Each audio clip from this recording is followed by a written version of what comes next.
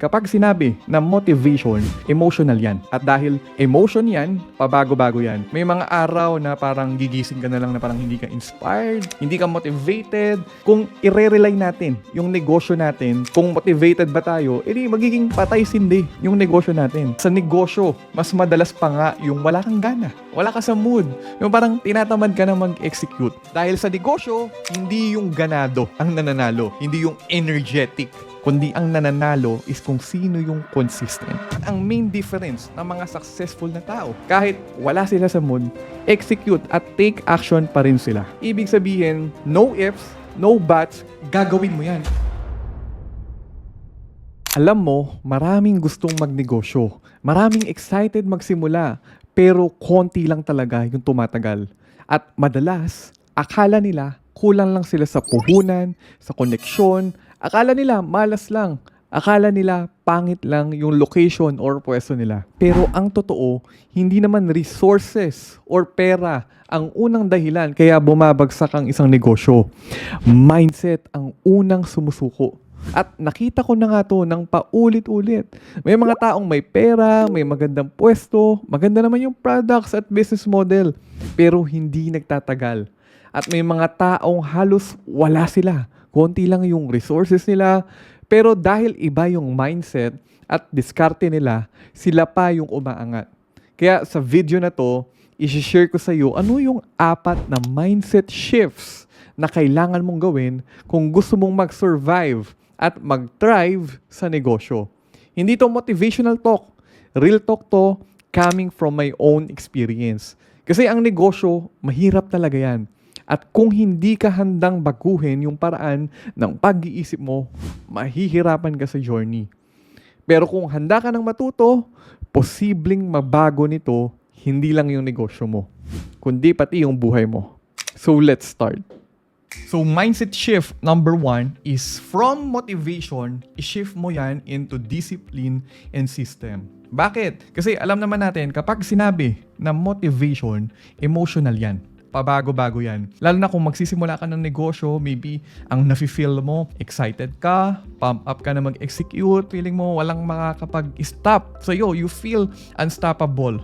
Pero how many of you would agree na yung emotion na yan, mag-fade yan? May mga araw na parang gigising ka na lang na parang hindi ka inspired, hindi ka motivated. May mga araw na madi-discourage ka. Minsan madi-discourage tayo dahil sa family, may mga maririnig tayo na hindi maganda, magkakaproblema kayo ng partner. Yung feeling talaga natin, paiba-iba yan eh. Kung i-rely natin yung negosyo natin sa how we feel, kung motivated ba tayo, edi magiging patay-sindi yung negosyo natin. And sasabihan ko na kayo na sa negosyo, mas madalas pa nga yung wala kang gana. Wala ka sa mood. Yung parang tinatamad ka na mag-execute. Pero sabi nga, yung mga successful na tao, hindi sila nagre-rely sa feelings nila. Hindi sila nagre-rely sa kung ano yung nararamdaman nila for that particular day. Kaya mahalaga na instead na mag-rely ka sa motivation, mag-rely ka dapat sa discipline and system. Kasi kapag sinabing disiplina, kapag sinabing system, it's a decision. At kapag decision yan, ibig sabihin, no ifs, no buts, gagawin mo yan. Regardless kung ano yung nararamdaman mo or kung ano yung sitwasyon mo. Ang main difference ng mga successful na tao, successful na mga negosyante, is kahit yung tipong tinatamad sila, kahit wala sila sa mood, execute at take action pa rin sila.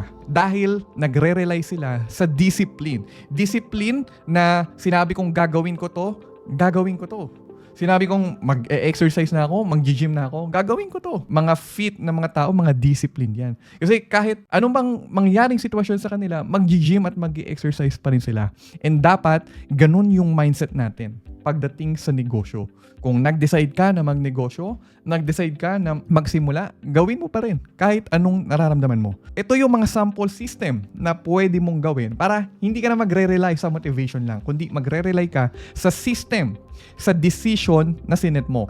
One sample of system is mag-set ka ng specific hours kung kailan mo gagawin ang business. Kasi kapag na-set mo na yan, halimbawa sinet mo na paggising ko, mag-ayos lang ako, kakain lang ako, pero pagpatak ng 8 a.m.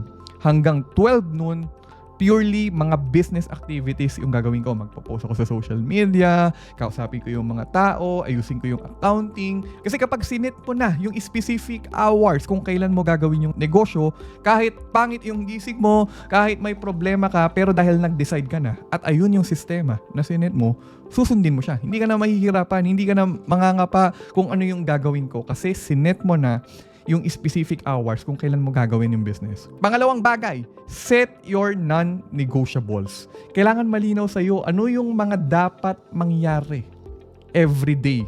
Kahit ano pa yung sitwasyon, kahit bumabagyo pa, kahit may problema kami ng partner ko, ng family ko. Kasi ito na yung mga non-negotiables na sinet ko. So sample ng mga non-negotiables ko, kailangan nakapag-post sa social media, kailangan nagkaroon kami ng catch-up ng team, no, ng mga employees, mga crew, mga barista, kailangan nakausap ko sila.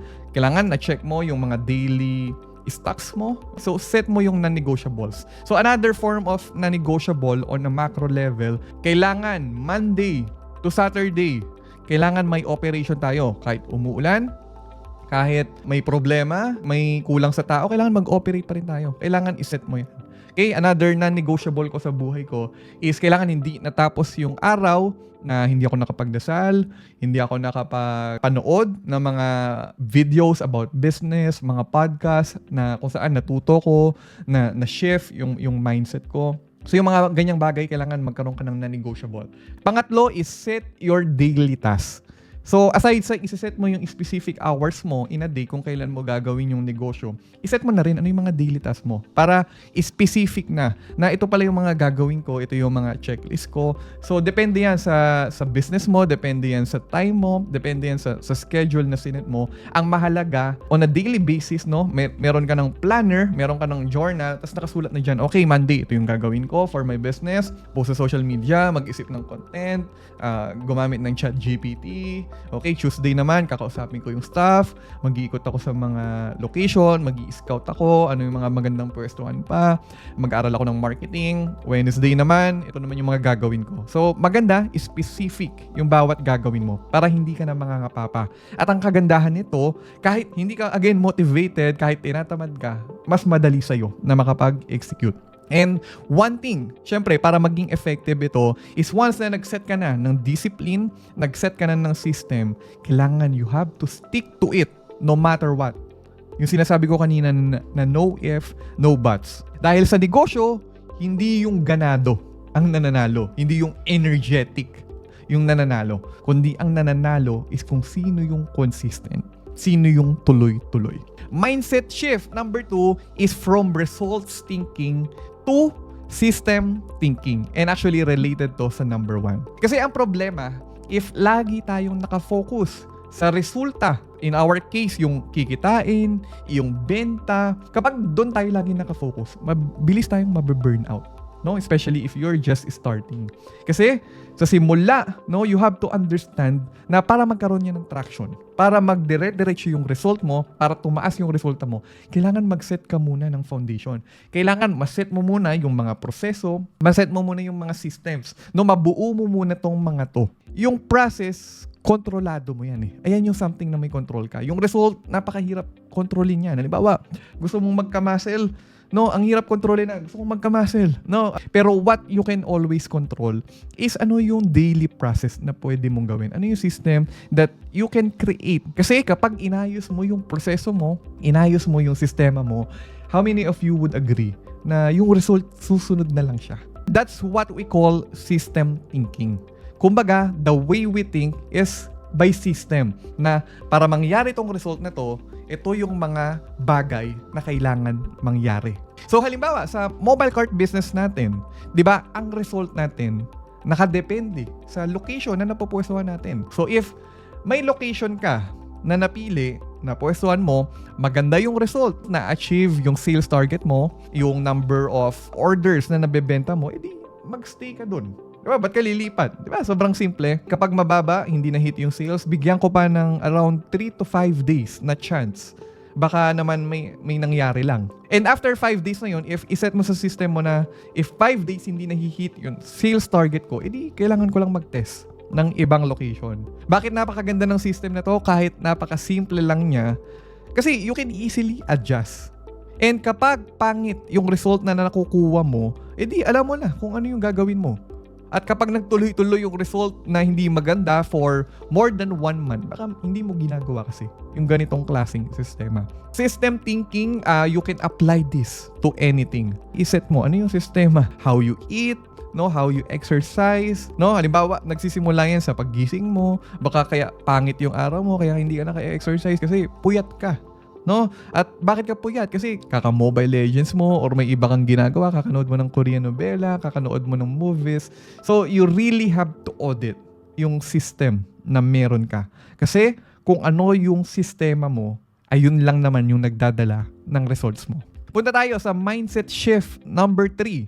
From takot mag-fail to learning experience. So, pag-usapan muna natin yung fear or bakit ba maraming tao ang takot. Maybe kung first time mong magnegosyo, nakakaramdam ka ng kaba, ng takot, nagda-doubt ka.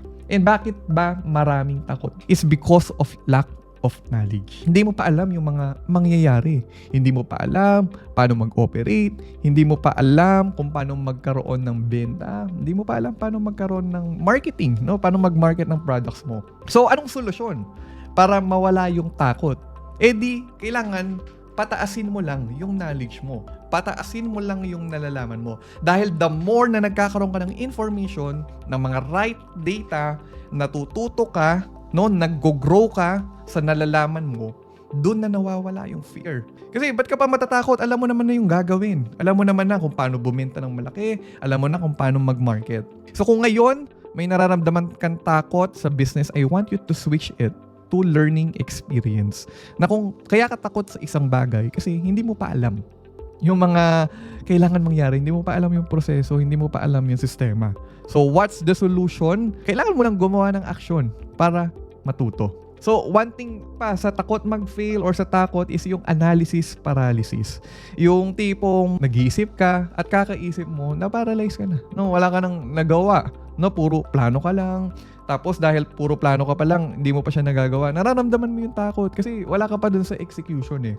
So, anong solution dito? Once na nalaman mo na yung information, once na may natutunan kang bagay, kailangan i-execute mo na agad yung natutunan mo. Hindi kailangan na perfect agad, hindi kailangan na talagang sobrang ganda ng execution. Ang mahalaga na mag-execute ka. Kasi doon mo naman malalaman ng isang bagay pag ginawa mo na. And at the end of the day, kung nag-execute ka, kung ang resulta ay maganda, edi okay. At kung hindi naman naging maganda yung resulta, edi matututo ka. Nagkaroon ka ng learning experience, alam mo na kung ano yung kailangang i-adjust. So, wag tayo dapat matakot. Wag tayo dapat huminto sa pag-execute. Wag natin hayaan na maparalyze tayo. For example, sa mobile cart business, na analysis paralysis ka kung pwede bang magpwesto sa location na to, pwede ba akong pumesto dito, and hindi mo malalaman kung hindi mo susubukan. So, just do it. Just execute. Ang katotohanan, hindi ka naman talaga nila iniisip dahil busy rin sila sa buhay nila. So, ang mga successful people, natatakot din sila. Even ako, no, sa level na to, tuwing may bago na gagawin, natatakot din ako. Pero ang difference sa mga successful na tao sa mga hindi successful is kahit takot sila, they act in spite of fear. Nagte-take action pa rin sila. At ginagamit nila yung takot na yon as a signal na lumalabas sila sa comfort zone nila. And every time na lumalabas tayo sa comfort zone natin, it's a good thing. Kasi nag-grow tayo, natututo tayo, at ibig sabihin lang yan, papunta na tayo sa goal na gusto natin na marating. And pang-apat na mindset shift is from victim mentality to owner mindset. So kapag sinabi kong victim mindset, ibig sabihin nito yung mga may mindset na mahilig manisi, mahilig mag-complain. Yung tipong lahat sinisi na, pwera lang sarili nila. Sinisi yung panahon, kaya hindi maganda yung naging takbo ng negosyo. Sinisi yung employee, sinisi yung barista, sinisi yung crew, kaya mababa yung sales. So, lahat na lang ng tao, lahat na lang ng bagay, lahat na lang ng sitwasyon, sinisi na nila, pwera lang yung sarili nila. And let me tell you this, sa mundo ng business, yung ganitong mindset, victim mindset, hindi to nagtatrive. Kasi para mag-thrive ka sa negosyo, kailangan ang mindset mo is owner's mindset, no? Business owner's mindset. Ibig sabihin yan, taking full responsibility sa result na nakukuha niya. Kasi halimbawa, mababa yung sales. Hindi dapat na yung staff lang yung sisisihin mo. Hindi mo dapat sisihin yung location.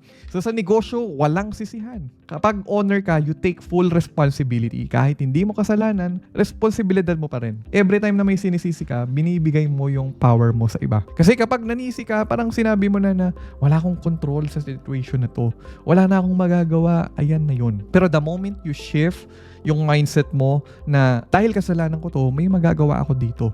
May kailangan lang akong aralin. May kailangan lang akong gawin. May adjustment lang ako na dapat gawin. And kapag naging ganyan yung mindset mo, doon ka magiging successful. Kasi alam mo na yung mga bagay na nangyayari sa'yo, may control ka. At kapag may control ka, kaya mong mag-decide. Lagyan ko lang to ng tamang proseso. Kailangan ko lang lagyan to ng tamang sistema. At another thing dito, maganda na yung time na ilalaan mo para mag-complain, para manise, why not ilaan mo na lang yung time na yan para mag-isip ng solution, para gumawa ng paraan or gumawa ng aksyon. Sa panahon nga ngayon, meron ng ChatGPT. Kaya totoo na yung lahat ng problema may solusyon. Buksan mo lang yan, aralin mo yung ChatGPT, aralin mo yung mga AI tools, sabihin mo kung ano yung problema mo, sabihin mo kung ano yung nangyayari na maganda man o hindi maganda, and si ChatGPT will provide you a guide o solution sa problema mo. So all in all, kailangan kung nag-start ka ng negosyo, itigil mo na yung victim mindset. Kasi ang victim mindset is for employees. Sinisisi mo yung boss, sinisisi mo yung process kasi wala kang control eh. Nakaset na yan eh. Nakaset na yung boss mo, nakaset na yung mga sistema nyo, ito na yung nakagawian. Pero once na nagnegosyo ka na, lahat dapat you take full ownership. At kapag sinabing full ownership, alam mo na may control ka. And again, at the end of the day, kapag negosyante ka na, wala ka ng boss. Sarili mo na yung boss mo. At dahil ikaw na, sarili mo na yung boss mo, may mga tao na rin na nakadepende sa'yo. Yung mga employees mo, yung loved ones mo, no? Yung family mo, yung partner mo, or asawa mo, mga anak mo. So, time na to take responsibility sa results na nakukuha mo. At kapag negosyante ka na, problem solver ka na. Kapag may problema, you embrace it and you solve it.